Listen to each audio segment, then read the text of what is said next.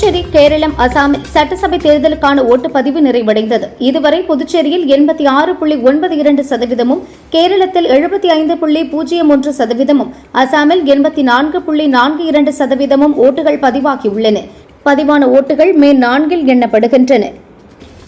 தமிழக சட்டசபை தேர்தலுக்கான வேட்புமனுக்களை வாபஸ் பெறுவதற்கான அவகாசம் நிறைவடைந்தது. மொத்தம் 7599 மனுக்கள் தாக்கல் செய்யப்பட்ட நிலையில் அதில் 5132 மனுக்கள் ஏற்கப்பட்டுள்ளன. மேற்குவங்கத்தில் கொடூரமான திரிணாமுல் காங்கிரஸ் ஆட்சியில் ஊடுருவல்காரர்களின் தொழிற்சாலைகள் மட்டுமே செழித்துள்ளன என பிரதமர் மோடி தெரிவித்துள்ளார். மாற்றம் வேண்டுமென்றால் திரிணாமுல் காங்கிரஸ் ஆட்சி இறங்க வேண்டுமென்றார். அதிமுக தற்போது புனிதமாக உள்ளது. கட்சிக்கு குடைச்சல் கொடுத்தவர்கள் எட்டப்பர்கள், துரோகிகள், கட்சியிலிருந்து துடைத்தெறியப்பட்டார்கள் என 1000 விளக்கு தொகுதியில் பிரச்சாரம் செய்த எடப்பாடி பழனிசாமி கூறினார். தமிழகத்தில் காவல்துறையும் வருவாய்த்துறையும் இணைந்து திமுக வெற்றிக்கு பணியாற்றி வருவதாக நயினார் நாகேந்திரன் குற்றம் சாட்டியுள்ளார். பால்டாயில் என கூறி வருவதால் இனி எடப்பாடி பழனிசாமி இல்லை, பால்டாயில் பழனிசாமி என அழைக்கப்படுவார் என உதயநிதி பேசினார். தோல்வியின் விளிம்பில் இருப்பதால் எடப்பாடி பழனிசாமி அவதூறாக பேசி பிதற்றி வருவதாக கூறினார். தமிழகத்தில் சட்டம் ஒழுங்கு சீர்கேட்டுக்கு பல்லடம் கொலையே சாட்சி என பல்லடம் பிரச்சாரத்தில் அண்ணாமலை பேசினார். திமுக ஆட்சியில் யாரும் நிம்மதியாக இல்லை. 8008 கொலைகள், 22,080 பாலியல் வழக்குகள், 39,909 போக்சோ வழக்குகள் பதிவு செய்யப்பட்டுள்ளன என்றார். தேர்தல் வாக்குறுதிகளை திமுக நிறைவேற்றவில்லை என மத்திய அமைச்சர் பியூஷ் கோயல் தெரிவித்தார். தமிழகத்திற்கு ரூபாய் 12 லட்சம் முதலீடு வரும் என்றார்கள், அது எங்கே போனது என்றார். விஜய் முதிர்ச்சியற்ற அரசியல்வாதி. அவருக்கு அரசியல் முதிர்ச்சி என்றால் என்னவென தெரியாது. தமிழகத்தில் திமுகவுடன் தான் காங்கிரஸ் நிற்கிறது. 3/2 பங்கு பெரும்பான்மையுடன் திமுக காங்கிரஸ் வெற்றி பெறும் என கர்நாடக துணை முதல்வர் சிவக்குமார் தெரிவித்துள்ளார். உங்களுக்கு உதவ நான் தான் வருவேன், ராகுல் சோனியா வரமாட்டார்கள் என கிள்ளியூரில் நடந்த தேர்தல் பிரச்சாரத்தில் சீமான் கூறியுள்ளார். தமிழக பொருளாதாரத்தை படு பாதாளத்திற்கு கொண்டு சென்றதுதான் திமுக அரசின் ஒரே சாதனை. ஒவ்வொரு தலைக்கும் 2 லட்சம் கடன் உள்ளது என சிவகங்கை பிரச்சாரத்தில் சசிகலா பேசினார். எம்ஜிஆருக்கு பின்னால் ரஜினிகாந்த், அஜித்துக்கு மட்டுமே துடிப்பான ரசிகர்கள் உள்ளனர். அஜித் வந்தால் தமிழ்நாடே பின்னால் வந்தது போல் ரசிகர்கள் வருவார்கள் என செல்வ பெருந்தகை தெரிவித்தார். விருதுநகரில் உள்ள காமராஜர் இல்லத்தில் அவரது உருவ சிலைக்கு மரியாதை செலுத்திவிட்டு தேர்தல் பணிகளை தொடங்கினார் மாணிக்கம் தாக்கூர். காமராஜரின் எளிமை காங்கிரஸ் கட்சிக்கு என்றும் துணை நிற்கும். அவர் புகழ் பாடுவதை பெருமையடைகிறேன் என மாணிக்கம் தாக்கூர் தெரிவித்தார். பெண்களுக்கு 1000 ரூபாய், 2000 ரூபாய் கொடுக்கிறோம் என்பதுதான் பெண்கள் முன்னேற்றமா? பெண்கள் முன்னேற வேண்டும் என்றால் அவர்கள் சொந்த காலில் நிற்கணும். ஆனால் பெண்களை மதிக்கிற மனநிலை திமுக காரர்களுக்கு கிடையாது என குஷ்பு தெரிவித்துள்ளார். வீட்டு உபயோக சிலிண்டர் விநியோகம் 100% உறுதி செய்யப்பட்டுள்ளது. எந்த தட்டுப்பாடும் இல்லை. வதந்திகளை நம்ப வேண்டாம் என மத்திய அரசு அறிவுறுத்தியுள்ளது. கடந்த 5 ஆண்டுகள் சிறப்பான ஆட்சி கொடுத்தது என்ற எண்ணத்தில் புதுச்சேரி மக்கள் ஓட்டு போட்டு வருகின்றனர். என்னுடைய ஆட்சி என்பது மக்கள் வைத்திருந்த நம்பிக்கை என புதுச்சேரி முதல்வர் ரங்கசாமி கூறியுள்ளார்.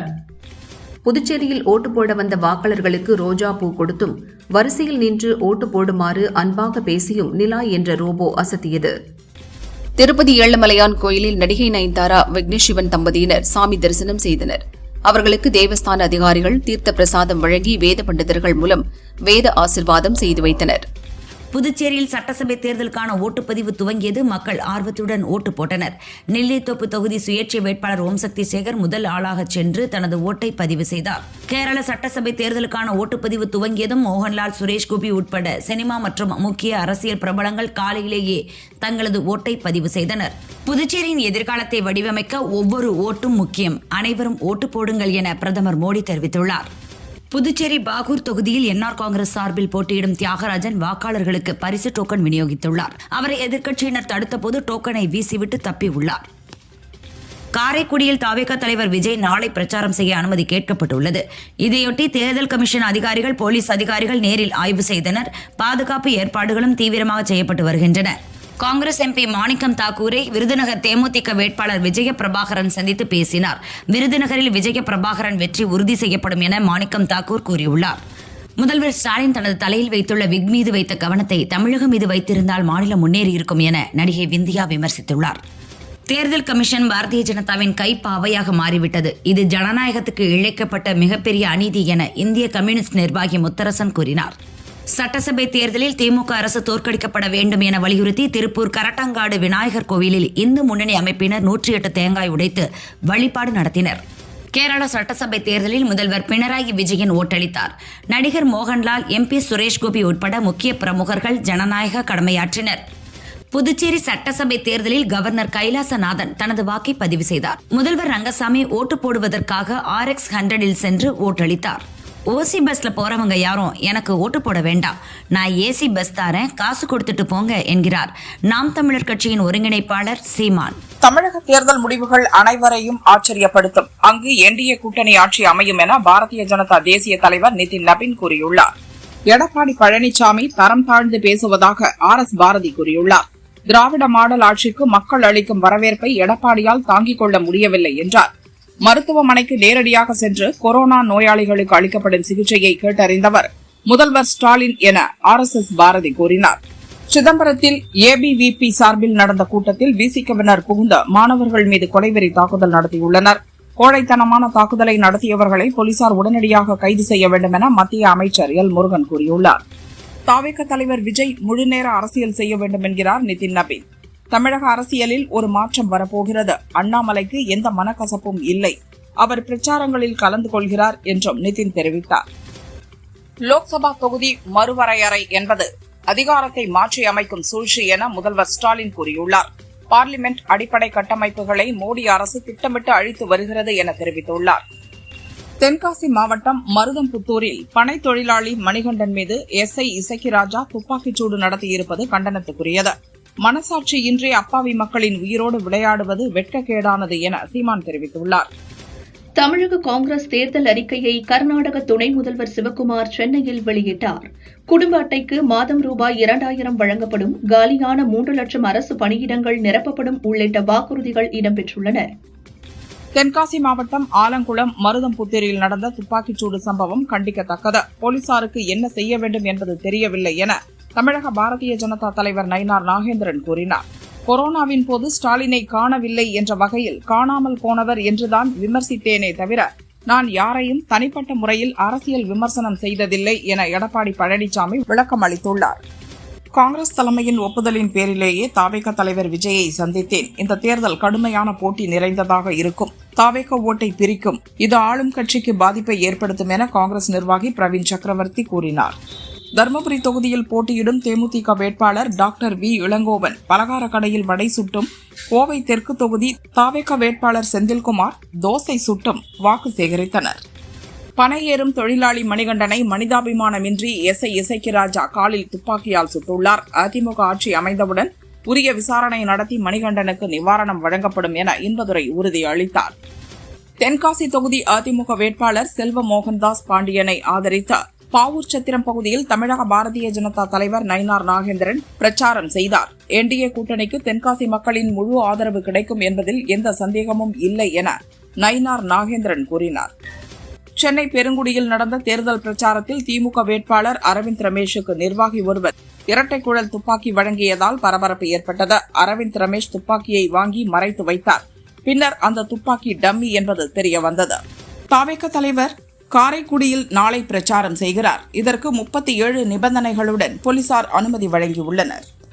புதுச்சேரி வாக்காளர் பெருமக்களே, இன்னும் சில மணி நேரங்களே உள்ள இத்தேர்தலில் ஓட்டுப்பதிவு நிறைவுறப் போகும். கடைசி மணித்துளி வரை விழிப்புடன் இருந்து உங்கள் ஓட்டுகளை பதிவு செய்ய வேண்டும் என தாவேக தலைவர் விஜய் கூறியுள்ளார்.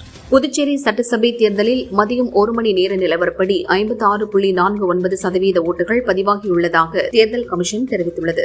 நெல்லை தூத்துக்குடியில் தாவேக தலைவர் விஜயின் நேற்றைய பிரச்சார பயணத்தில் ஏற்பட்ட 5 விபத்துகள் தொடர்பாக அக்கட்சியின் நிர்வாகிகள் 11 பேர் மீது வழக்கு பதியப்பட்டுள்ளது.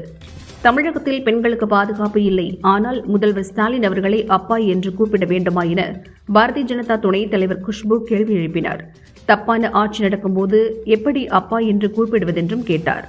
ஆட்சியில் பங்கு, அதிகாரத்தில் பங்கு என கூறி விசில் அடித்து கூப்பிட்டும் தாவேகாவுக்கு யாரும் கூட்டணிக்கு வரவில்லை என்கிறார் விசிக தலைவர் திருமாவளவன். பல்வேறு கட்சிகள் திமுக கூட்டணியை தான் தேடி வந்ததாக கூறினார். ஈரான் அனுமதியுடன் ஹார்முஸ் ஜலசந்தியை கடந்து 15,400 டன் LPG-உடன் கிரீன் ஆஷா கப்பல் மும்பை துறைமுகம் வந்தது. போர் தொடங்கியது முதல் இதுவரை 8 LPG கப்பல்கள் பாதுகாப்பாக இந்தியா வந்துள்ளன.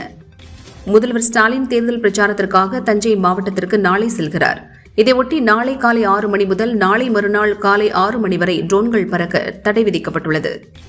பழனிசாமிக்கு தோல்வி பயத்தால் ஜூரம் வந்துவிட்டது. எதிர்க்கட்சித் தலைவர் என்பதை மறந்துவிட்டு முதல்வரை தரம் தாழ்ந்து பேசுவதற்கு பாடம் புகட்ட வேண்டுமென நாமக்கல் பிரச்சாரத்தில் கனிமொழி பேசினார்.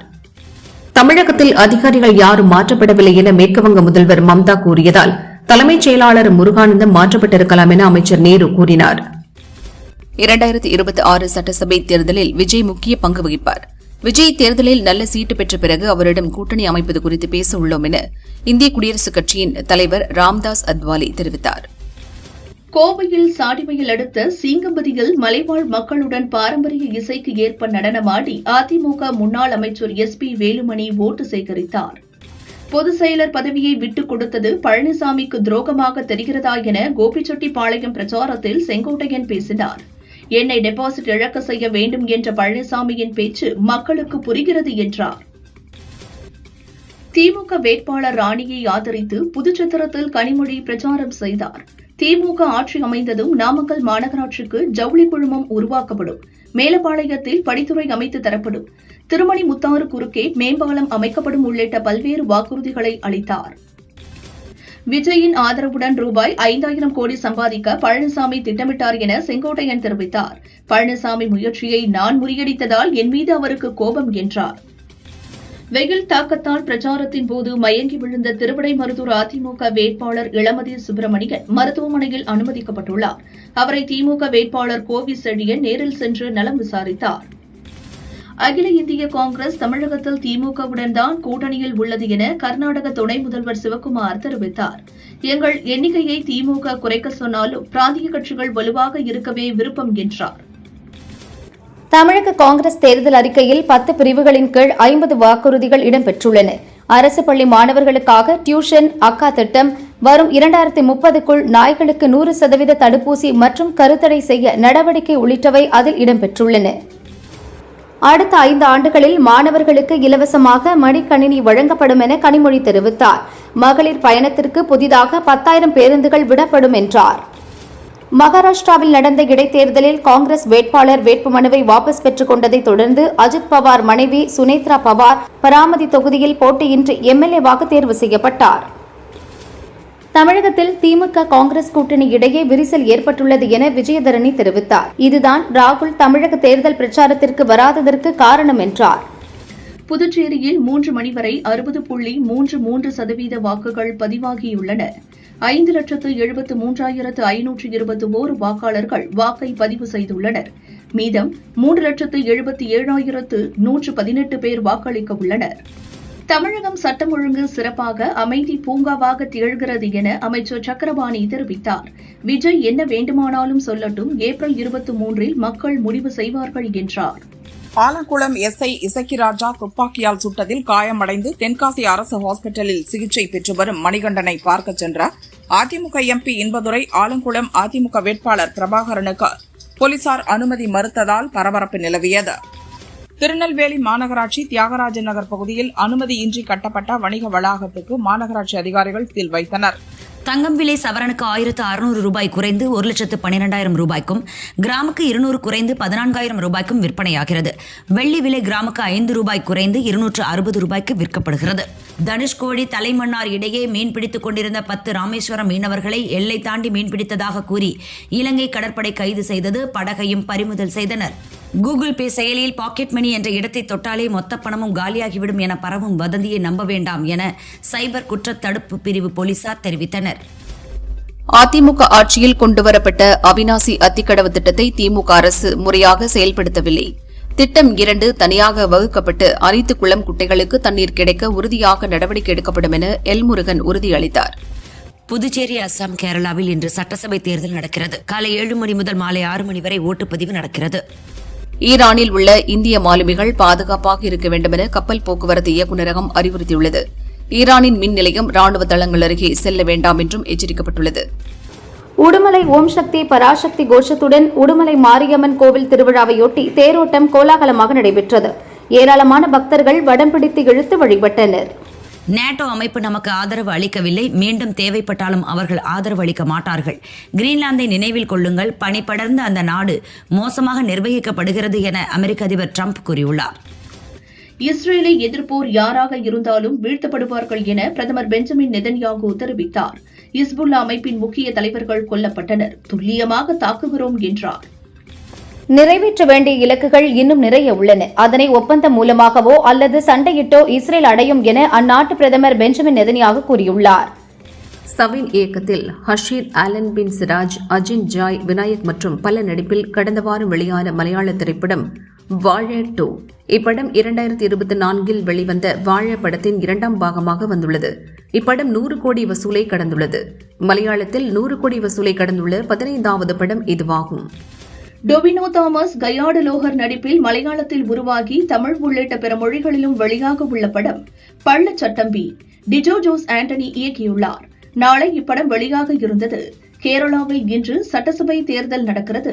மறுநாளே படம் பார்க்க மக்கள் வருவார்களா என்பது சந்தேகம். அதனால் சித்திரை விஷுவை முன்னிட்டு படத்தை ஏப்ரல் 15க்கு தள்ளி வைத்துள்ளனர். மலையாள இயக்குநரான பிரியதர்ஷன் இந்தியில் அக்ஷய்குமாரை வைத்து பூத் பங்களா என்ற படத்தை இயக்கியுள்ளார். பிரியதர்ஷன் கூறுகையில், அக்ஷயை எந்த வேடத்திலும் பொருத்தி பார்க்க முடியும். ஹைடெக் அல்லது கிராமத்து மனிதர் என எதற்கும் அவரது உடல் மொழி ஒத்துழைக்கும். ஆனால் ஷாருக்கானால் கிராமத்து ரோலில் ஒருபோதும் நடிக்க முடியாது. காரணம், அவர் பிறந்து வளர்ந்த சூழல் அப்படி என தெரிவித்துள்ளார். வெற்றிமாறன் இயக்கத்தில் சிம்பு நடிக்கும் படம் அரசன். இந்த படப்பிடிப்பு கடந்த வாரம் நிறுத்தப்பட்டது. தயாரிப்பாளர் ஐசரி கணேஷிற்கு ஒரு படம் நடிக்க பணம் பெற்றுள்ளார் சிம்பு. இவர் நடிக்காததால் ஏற்பட்ட நஷ்டத்தை கேட்டு தயாரிப்பாளர்கள் சங்கத்திடம் ஐசரி கணேஷ் முறையிட்டதால் இந்த நடவடிக்கை மேற்கொள்ளப்பட்டது. இந்நிலையில் இப்பிரச்சினை தொடர்பாக பேச்சுவார்த்தை நடந்துள்ளது. அதில் ஐசரி கணேஷ் சொன்ன 7.5 கோடி ரூபாயை சிம்பு சார்பாக தருவதாக அரசன் பட தயாரிப்பாளர் தானு உறுதியளித்துள்ளார். இதனால் இப்பட பஞ்சாயத்து முடிவுக்கு வந்துள்ளது. விக்னேஷ் சிவன் இயக்கத்தில் பிரதீப் ரங்கநாதன், கீர்த்தி ஷெட்டி, SD சூர்யா நடித்துள்ள லவ் இன்சூரன்ஸ் கம்பெனி நாளை ரிலீஸ் ஆகிறது. கீர்த்தி கூறுகையில், இந்த படம் எனக்கு ஸ்பெஷல் ஆனது. என் சினிமா கேரியரில் முக்கியமான மறக்க முடியாத படங்களில் இதுவும் ஒன்று. என்னை எல்லோரும் தீமா என அழைக்கிறாங்க. அப்படி ஒரு பாடலை தந்த அனிருத்திற்கு நன்றி. ஏப்ரல் 10 ரிலீஸ் என்றதும் உண்மையாகவே வருமா என நிறைய பேர் கிண்டல் பண்ணாங்க. இந்த தாமதத்திற்கு காரணம் நாங்கள் ஒரு சிறந்த படத்தை கொடுக்க வேண்டும் என்பதுதான் என்றார்.